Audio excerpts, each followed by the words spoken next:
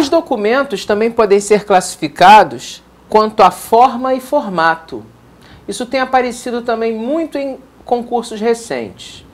Então, quanto à forma, vocês têm que associar que os documentos quanto à forma são relacionados aos estágios de preparação do documento, ou seja, o que configura o estágio em que ele está de preparação.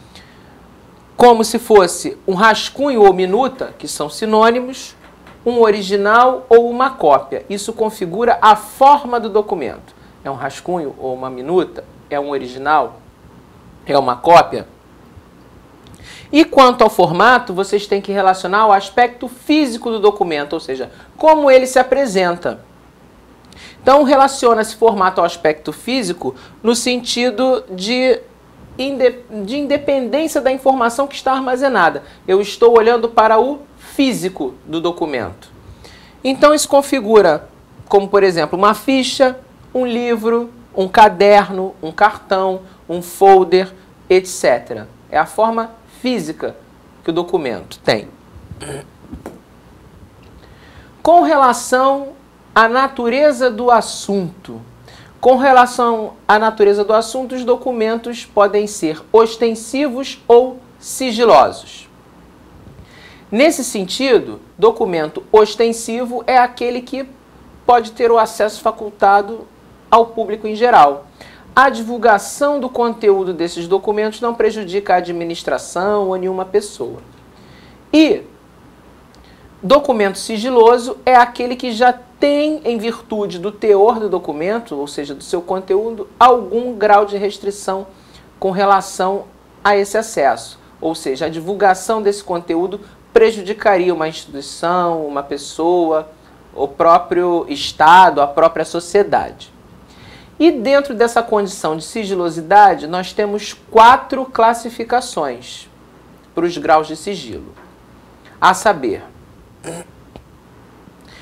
classificação de reservados. Os documentos não devem ser do conhecimento do público em geral e ficam nessa condição, nessa classificação, por 5 anos. Confidenciais. Os documentos, o teor dos documentos tem médio grau de sigilosidade. Ficam nessa classificação, nessa condição, por 10 anos. Documentos secretos têm alto grau de sigilosidade. Ficam nessa condição por 20 anos. E documentos ultrasecretos são os que a divulgação do seu conteúdo pode acarretar dano à segurança da sociedade e do Estado. Ficam assim por 30 anos. Vale lembrar que essas classificações, elas não são gradativas, ou seja, o documento não tem que passar primeiro por uma condição de reservado até chegar na condição de ultrasecreto. Então, o que acontece? O documento ele já recebe essa classificação a partir do momento da sua produção, da data da produção. E é a partir dessa data de produção que os prazos são contados. Outra consideração. Para cada classificação aqui mencionada, existem as autoridades competentes para atribuir essa classificação. Isso nós vamos ver mais detalhadamente quando nós virmos a parte da legislação arquivística no que diz respeito a essa parte da sigilosidade. Então, outra característica, esses prazos dessas classificações podem ser prorrogados, é o que a gente chama de prorrogação. Os documentos podem ser prorrogados com essas respectivas classificações uma única vez e por igual período. Então, isso me leva a entender que documento reservado vai ficar 5 anos nessa condição, podendo chegar a 10, se houver a intenção de prorrogação. O confidencial de 10 pode chegar a 20, o confidencial de 20 pode chegar a 40 e o ultra secreto pode chegar de 30 a 60. Tem um parênteses aí. Se o teor desses documentos, a divulgação do teor desses documentos, prejudicar a imagem, a honra, a inviolabilidade do lar e da vida privada das pessoas envolvidas ali, citadas ali naquele documento, esses documentos ficam sob caráter sigiloso por até 100 anos. Isso é previsto na Constituição, na Lei 8.159, que é a Lei de Arquivos, e no decreto que rege a questão da sigilosidade. Isso nós abordaremos mais oportunamente no momento devido. Falamos da prorrogação, vamos falar também de outra questão, a reclassificação.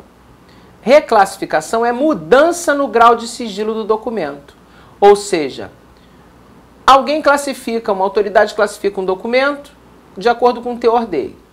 Algum fato externo acontece que vai ensejar um cuidado maior com relação àquele tipo de informação.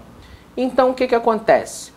Pede-se à autoridade competente para atribuição do grau, que a gente quer reclassificar, que a mesma reclassifique o documento. Ou seja, se eu sou uma autoridade que classifica reservado e vejo que aquele teor daquele documento, aquela divulgação, pode prejudicar a segurança da sociedade e do Estado, eu vou requerer para a autoridade que dá a classificação de ultrasecreto para que ela o faça, para aquele documento ganhar aquele grau de sigilosidade. Então a reclassificação se dá pela autoridade competente para dispor sobre o assunto.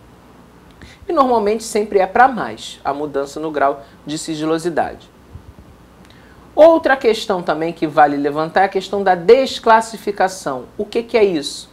É a perda do grau total de sigilosidade do documento, colocando-o na condição de ostensivo, ou seja, liberado à consulta pública e irrestrita. Quando isso ocorre? Isso ocorre quando o prazo da classificação prescreve, ou seja, termina, e não há a intenção de prorrogação, aí o documento é desclassificado, vai para a condição de ostensivo. Situação 2 é: documento está numa condição de sigilosidade, a autoridade pede a prorrogação, e aí ao final do prazo da prorrogação, esse prazo não pode mais ser estendido, aí ao final da prorrogação, o prazo prescreve e o documento vai para a condição de ostensivo sendo desclassificado. Situação 3.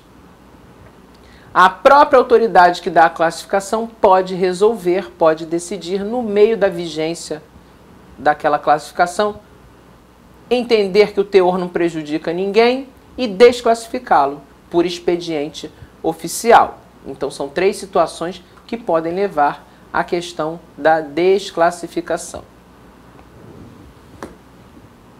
Eu queria voltar um slide. Essa questão é para inserir vocês no contexto do ciclo de vida, da teoria das 3 idades, da conjuntura arquivística. Vamos lá. A arquivística do futuro será independente do uso do papel. Seus suportes documentais serão eletrônicos e sua organização realizada por meio de sistemas virtuais. Assim sendo, a teoria das 3 idades não terá mais validade, pois as estruturas e o funcionamento dos órgãos públicos e das empresas privadas serão completamente reformuladas. Por isso, é extremamente importante a pesquisa de novas bases teóricas e metodológicas para fundamentar o desenvolvimento da disciplina. Essa questão está certa ou errada? Essa questão está errada. Em que sentido, professor? Mesmo que a arquivística do futuro seja independente do uso do papel, o que eu acho difícil ou praticamente impossível, porque nós vivemos numa sociedade burocrática que tem no papel o registro dos atos e das vontades da sociedade, o papel nunca vai sair de vigência. Isso aí é consideração pessoal minha. Mas vamos considerar que não exista mais papel no futuro, que tudo seja produzido no meio eletrônico, só no computador, e que a informação circule nesse meio eletrônico. O que nós temos que levar em consideração não é mais o documento no sentido do suporte físico, onde a informação está registrada. A própria informação suplantou o suporte.